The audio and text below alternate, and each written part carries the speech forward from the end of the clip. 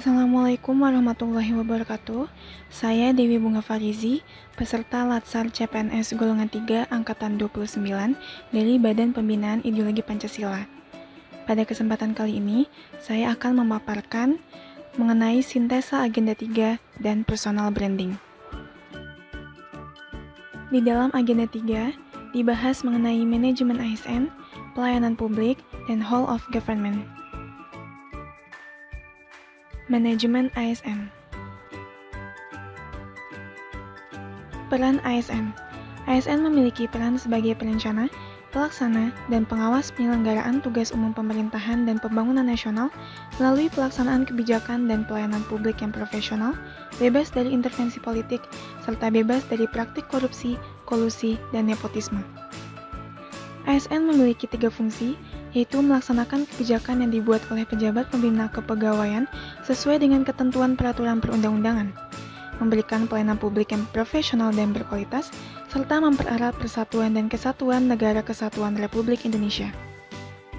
Pegawai ASN berkedudukan sebagai unsur aparatur negara yang menjalankan kebijakan yang ditetapkan oleh pimpinan instansi pemerintah serta harus bebas dari pengaruh dan intervensi semua golongan dan partai politik.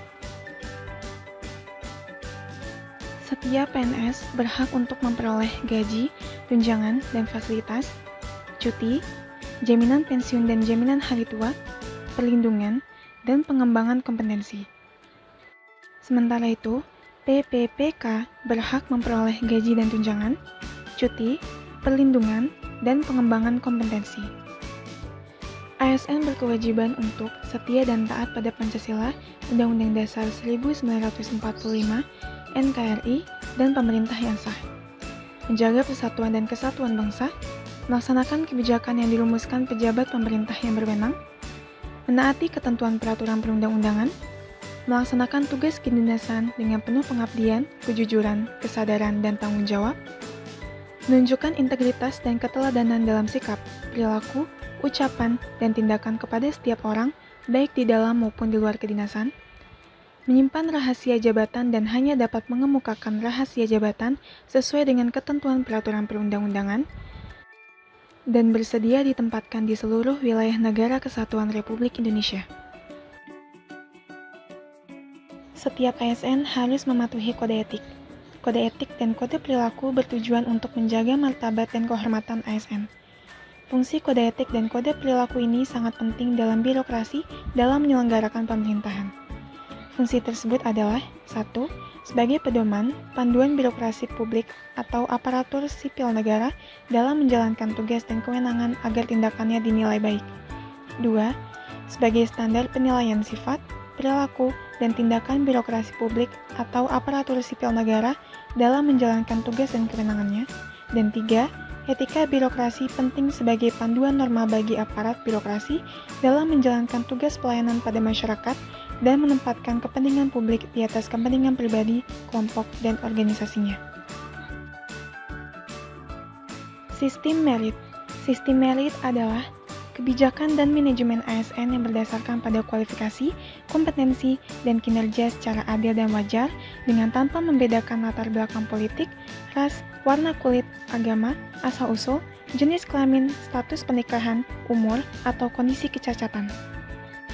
Ruang lingkup sistem merit adalah perencanaan kebutuhan, pengadaan, pengembangan karir, promosi dan mutasi, manajemen kinerja, penggajian, penghargaan dan disiplin, perlindungan dan pelayanan, serta sistem informasi. Pelayanan publik. Pelayanan publik adalah kegiatan atau rangkaian kegiatan dalam rangka pemenuhan kebutuhan pelayanan sesuai dengan peraturan perundang-undangan bagi setiap warga negara dan penduduk atas barang, jasa, dan atau pelayanan administratif yang disediakan oleh penyelenggara pelayanan publik. Selanjutnya adalah klasifikasi pelayanan publik. Pelayanan publik diklasifikasikan menjadi 4 pelayanan, yaitu 1. Pelayanan administratif, yaitu pelayanan yang menghasilkan berbagai bentuk dokumen resmi yang dibutuhkan oleh publik. 2. Pelayanan barang, yaitu pelayanan yang menghasilkan berbagai bentuk atau jenis barang yang digunakan oleh publik. 3. Pelayanan jasa, yaitu pelayanan yang menghasilkan berbagai jasa yang dibutuhkan oleh publik. 4. Pelayanan regulatif, yaitu pelayanan melalui penegakan hukum dan peraturan perundang-undangan maupun kebijakan publik yang mengatur sendi-sendi kehidupan bermasyarakat.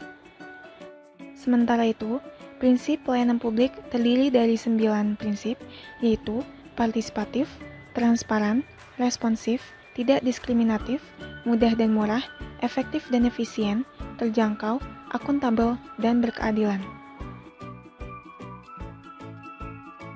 Whole of Government. Whole of Government, atau disingkat WOG, adalah sebuah pendekatan yang mengintegrasikan upaya kolaboratif dari instansi pemerintah untuk menjadi kesatuan menuju tujuan bersama, juga dikenal sebagai kolaborasi, kerjasama antar instansi, aktor pelayanan dalam menyelesaikan suatu masalah pelayanan. WOG pada dasarnya adalah sebuah pendekatan fungsi dalam ruang lingkup koordinasi yang lebih luas guna mencapai tujuan bersama dalam pembangunan kebijakan, manajemen program, dan pelayanan publik. Tantangan dalam praktek WOG. 1. Kapasitas SDM dan institusi yang terlibat dalam WOG tidaklah sama. 2. Nilai dan budaya organisasi dari institusi-institusi yang terlibat dalam WOG tidaklah sama. 3. Kepemimpinan. Kepemimpinan yang dibutuhkan adalah kepemimpinan yang mampu mengakomodasi perubahan nilai dan budaya organisasi, serta meramu SDM yang tersedia guna mencapai tujuan yang diharapkan. Praktek WOG dalam pelayanan publik. Yang pertama adalah pelayanan yang bersifat administratif.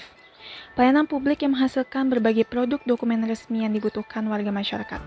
Dokumen yang dihasilkan bisa meliputi KTP, status kewarganegaraan, status usaha, surat kepemilikan, atau penguasaan atas barang, termasuk dokumen-dokumen resmi seperti SIUP, izin trayek, izin usaha, akta, kartu tanda penduduk, sertifikat tanah, dan lain sebagainya.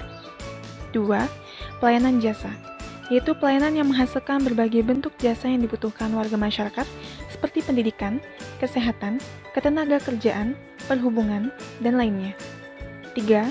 Pelayanan barang, yaitu pelayanan yang menghasilkan jenis barang yang dibutuhkan warga masyarakat seperti misalnya jalan, perumahan, jaringan telepon, listrik, air bersih, dan seterusnya. 4. Pelayanan regulatif, yaitu pelayanan melalui penegakan hukuman dan peraturan perundang-undangan maupun kebijakan publik yang mengatur sendi-sendi kehidupan bermasyarakat. Selanjutnya adalah personal branding.